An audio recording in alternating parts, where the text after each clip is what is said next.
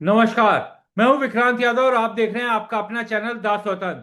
दिल्ली के पूर्व मुख्यमंत्री और आम आदमी पार्टी के राष्ट्रीय संयोजक अरविंद केजरीवाल ने आज दिल्ली हाई कोर्ट में एक वकील की तरह अपनी जिरह की अपनी दलीलें कोर्ट के सामने रखी। खास बात यह रही कि जज स्वर्ण कांता शर्मा, जिनकी अदालत में अरविंद केजरीवाल ने दलीलें रखी, उन्होंने भी दलील पूरी होने के बाद ये टिप्पणी की कि आप एक बेहतर वकील भी हो सकते हैं। आपने अपनी जिरह बहुत शानदार तरीके से की। आज अरविंद केजरीवाल ने अपनी जिरह में 10 पॉइंट, जी हां 10 पॉइंट रखे जज स्वर्ण कांता शर्मा की अदालत के सामने। उनके सामने कहा कि ये 10 कारण हैं जिस कारण उन्हें ये संदेह है कि उन्हें इस अदालत से न्याय नहीं मिल सकेगा और वो इस केस से स्वयं को रिक्यूज कर ले, यानी अलग कर ले, ये मामला किसी और की कोर्ट में भेज दिया जाए। अरविंद केजरीवाल की जो जिरह है उसको शुरू करते हुए उन्होंने कहा कि ये उनके पास 10 पॉइंट हैं और वो इन 10 पॉइंट को एक एक करके बोलेंगे। सबसे पहला पॉइंट अरविंद केजरीवाल ने कहा कि आरोपियों को सुने बिना सेशन कोर्ट के आदेश को गलत बता दिया गया। अरविंद केजरीवाल ने कहा कि 9 मार्च को उनके आरोप मुक्त होने के बाद 9 मार्च को हाईकोर्ट में सुनवाई के दौरान 23 में से एक भी आरोपी कोर्ट में मौजूद नहीं था। कोर्ट में केवल सीबीआई मौजूद थी और पहली ही सुनवाई पर बिना किसी आरोपी को सुने जज साहब ने आदेश पारित कर दिया कि प्रथम दृष्टया सेशन कोर्ट का ऑर्डर गलत साबित होता है। क्यों और कैसे? क्या बिना सुने, क्या बिना दूसरी साइड को सुने प्रथम दृष्टया ये राय कैसे बनाई गई? उस वक्त उनके सामने केवल सीबीआई थी, सीबीआई की अपील थी और निचली अदालत का आदेश था। इसके अलावा सेशन कोर्ट का सारा रिकॉर्ड भी उनके सामने नहीं था और दूसरी साइड यानी अरविंद केजरीवाल और बाकी जो आरोप मुक्त हो गए हैं उन्होंने अपना पक्ष भी नहीं रखा था। इसके बावजूद प्रथम दृष्टया सेशन कोर्ट का आदेश गलत कैसे लगा और ऐसी राय कैसे रखी, इससे प्रतीत होता है कि इस मामले में मन बना चुके हैं। दूसरा पॉइंट अरविंद केजरीवाल ने रखा कि ईडी ने कोई केस भी फाइल नहीं किया था और सेशन कोर्ट में केस पर, ईडी के केस पर स्टे लग गया। दरअसल आपको याद होगा कि 9 तारीख को, 9 मार्च को ही जब सीबीआई की अर्जी सुनवाई पर आई थी तो जस्टिस स्वर्ण कांता शर्मा ने सेशन कोर्ट में चल रही ईडी की कार्रवाई पर भी रोक लगा दी थी। एक बात आपको समझनी होगी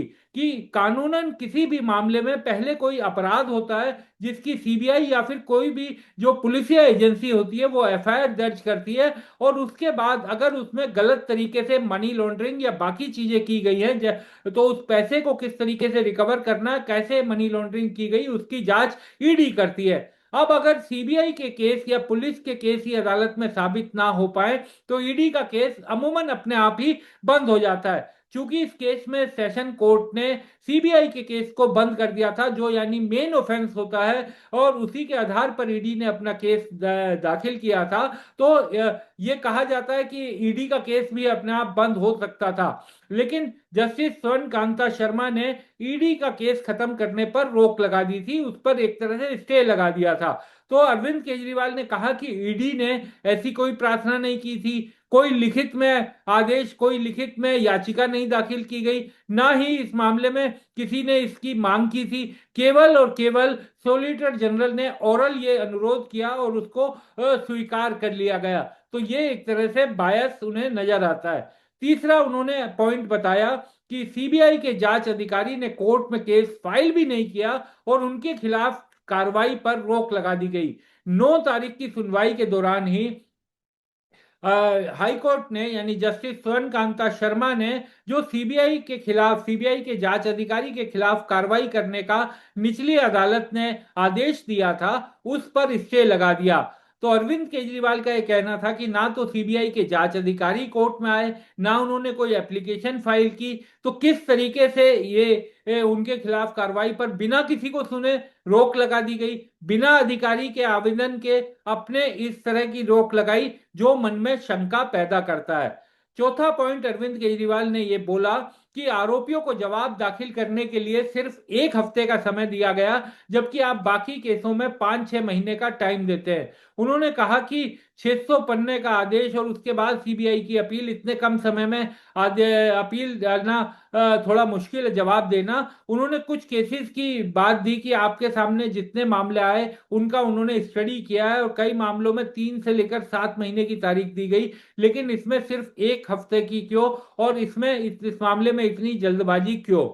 पांचवा पॉइंट, अरविंद केजरीवाल ने कहा कि जज स्वर्ण कांता शर्मा ने एप्लीकेशन, जो आरोपियों की जो बेल एप्लीकेशन थी, उस पर ऑर्डर करते हुए इस तरह की टिप्पणियां की जो ऐसा लगता था कि वो फाइनल ऑर्डर में जिस तरीके से आदमी लिखता है। तो उन्होंने 5 बेल एप्लीकेशंस का हवाला देते हुए कहा कि यह आदेश जस्टिस स्वर्ण कांता शर्मा ने आदेश पारित किए। बेल एप्लीकेशन में तो केवल जज इतना बताता है कि वो बेल के लायक समझता है या नहीं समझता है। उसमें ट्रायल के बाद जो कोर्ट की फाइंडिंग होती है उससे वो दोषी है या नहीं वो तो बाद में पता चलता है। लेकिन उनका ये कहना है कि पांचों में बेल के मामलों में भी बड़े कठोर कठोर शब्दों में आदेश पारित किया गया और यहां तक कह दिया कि वो सब अपराधों के दोषी है। इससे उनका कहना है कि उन्हें इस तरीके की शंका है कि पूर्व निर्धारित राय बनी हुई है।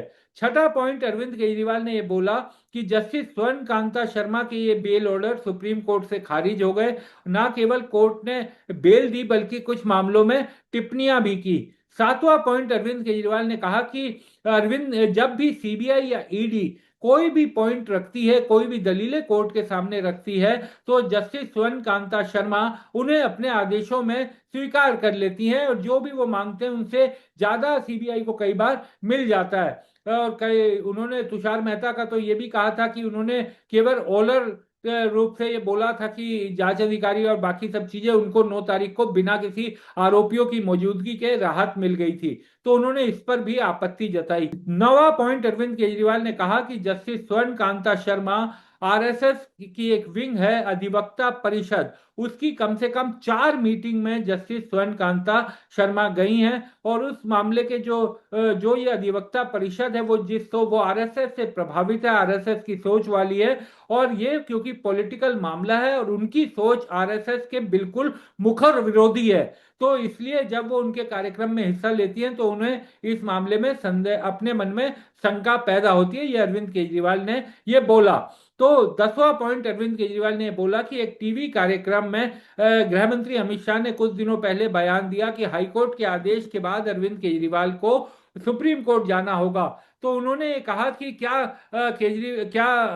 अमित शाह जी को ये पहले से पता है कि हाईकोर्ट में अरविंद केजरीवाल के खिलाफ फैसला आएगा, तो ये बयान कैसे दिया गया। तो ये 10 पॉइंट अरविंद केजरीवाल ने आज की सुनवाई में कोर्ट के सामने रखे हैं, और स्वर्ण कांता शर्मा से ये अनुरोध किया कि वो इस केस से स्वयं को अलग कर लें, उसके बाद बाकी आरोपी अपनी दलील देंगे। अब कोर्ट इस मामले में क्या फैसला लेता है क्या नहीं लेता है ये सब, इसको अगर अलग भी रखें तो भी एक बात है कि अरविंद केजरीवाल ने आज खुद दलीलें जिस तरीके से रखी, ये एक नया, इसे बड़ा कदम भी कहा जा सकता है, क्योंकि आज से पहले किसी भी रिक्यूजल एप्लीकेशन पर कोई पॉलिटिकल पार्टी का सबसे बड़ा नेता गया हो कोर्ट में और उसने खुद उसी जज के सामने इस तरीके से अपनी जिरह की हो, ऐसा कोई उदाहरण हमारे सामने नहीं है। ममता बनर्जी भी पिछले दिनों सुप्रीम कोर्ट गई थी, वहां पर हालांकि वो एसआईआर के मामले पर गई थी। यहां पर अरविंद केजरीवाल जिस जज को हटने के लिए इस केस से अनुरोध कर रहे हैं, उसी जज के सामने वो खुद अपने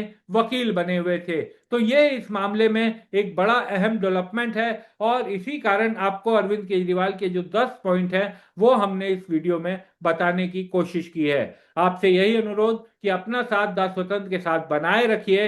अगर आपको ये वीडियो अच्छा लगे तो शेयर और सब्सक्राइब करना, लाइक करना मत भूलिएगा। बहुत बहुत शुक्रिया, और अपनी राय हमें कमेंट में जरूर बताइएगा।